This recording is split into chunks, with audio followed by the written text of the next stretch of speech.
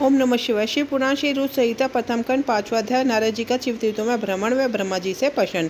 सूत जी बोले, महर्षियों, भगवान श्री हरि के अवतार होने पर मुनिश्रेष्ठ नारद शिवलिंगों का भक्तिपूर्वक दर्शन करने के लिए निकल गए। इस प्रकार भक्ति मुक्ति देने वाले अनेक शिवलिंगों के उन्होंने दर्शन किए। जब उन गणों ने नारद जी को वहां देखा तो वह दोनों गण अपने शाप की मुक्ति के लिए उनके चरणों पर गिर पड़े और उनसे प्रार्थना करने लगे कि वह उनका उद्धार करें। नारद मुनि, हम आपके अपराधी हैं। राजकुमारी श्रीमती के स्वयंवर में हम आपका मन माया से मोहित था। उस समय भगवान शिव की प्रेरणा से आपने हमें शाप दे दिया था। अब आप हमारे जीवन की रक्षा का उपाय कीजिए। हमने अपने कर्मों का फल भोग लिया है। कृपा कर हम पर प्रसन्न होकर हमें शाप मुक्त कीजिए। नारद जी ने कहा, हे रुद्रगणों, आप महादेव के गण हैं, ये सभी के लिए आदरणीय है। उस समय भगवान शिव की इच्छा से मेरी बुद्धि भ्रष्ट हो गई थी, इसलिए मोहवश मैंने आपको शाप दे दिया था। आप लोग मेरे इस अपराध को क्षमा कर दे, परंतु मेरा वचन झूठा तो नहीं हो सकता, इसलिए मैं आपको शाप से मुक्ति का उपाय बताता हूँ। मुनिवर विश्व के वीर्य द्वारा तुम एक राक्षसी के गर्भ में जन्म लोगे। समस्त दिशाओं में रावण और कुंभकर्ण के नाम से प्रसिद्ध हो पाओगे। राक्षस राज का पद प्राप्त करोगे। तुम बलवान व वैभव से युक्त होगे। तुम्हारा प्रताप सभी लोगों में फैलेगा। समस्त ब्रह्मांड के राजा होकर भी भगवान शिव के परम भक्त में होगे। भगवान शिव के ही दूसरे स्वरूप श्री विष्णु अवतार के हाथों से मृत्यु पाकर तुम्हारा उद्धार होगा तथा फिर अपने पद पर प्रतिष्ठित हो जाओगे।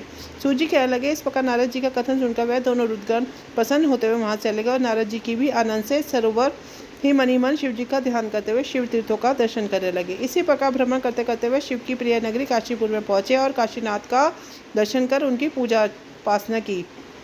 श्री नारद जी शिव जी की भक्ति में डूबे उनका स्मरण करते हुए ब्रह्मलोक को चले गए। वहां पहुंचकर उन्होंने ब्रह्मा जी को आदरपूर्वक नमस्कार किया और उनकी स्तुति करने लगे।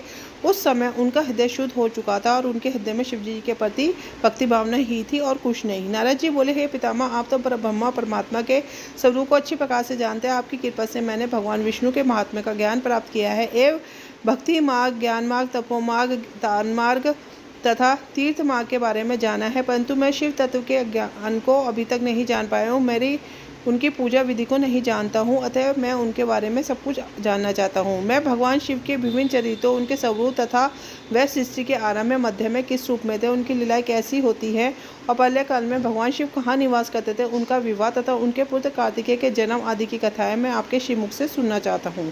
भगवान शिव कैसे प्रसन्न होते हैं और प्रसन्न होने पर क्या क्या प्रदान करते हैं, संपूर्ण वृत्तांत को मुझे बताने की कृपा करें।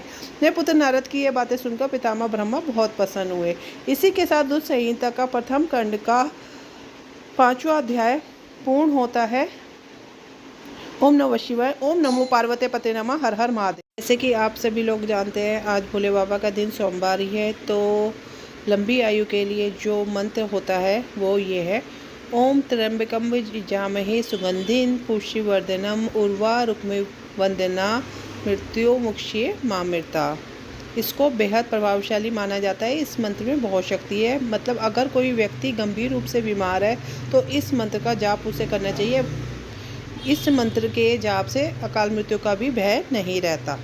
जिस इंसान की आर्थिक स्थिति मजबूत नहीं रहती उसको इस मंत्र का जाप करना चाहिए। भगवान शिव का यह गायत्री मंत्र ओम तत्पुरुषाय विद्महे महादेवाय धीमहि तन्नो रुद्र प्रचोदयात् है, बेहद शक्तिशाली माना गया है। वैदिक ज्योतिष शास्त्र के अनुसार जो व्यक्ति रोग इस मंत्र का जाप करता है उसे सुख समृद्धि की प्राप्ति होती है, उसके जीवन में शांति बनी रहती है, वही आर्थिक स्थिति भी मजबूत रहती है। और साथ में इस मंत्र का जाप तो रोजाना करना चाहिए। ओम नमः शिवाय।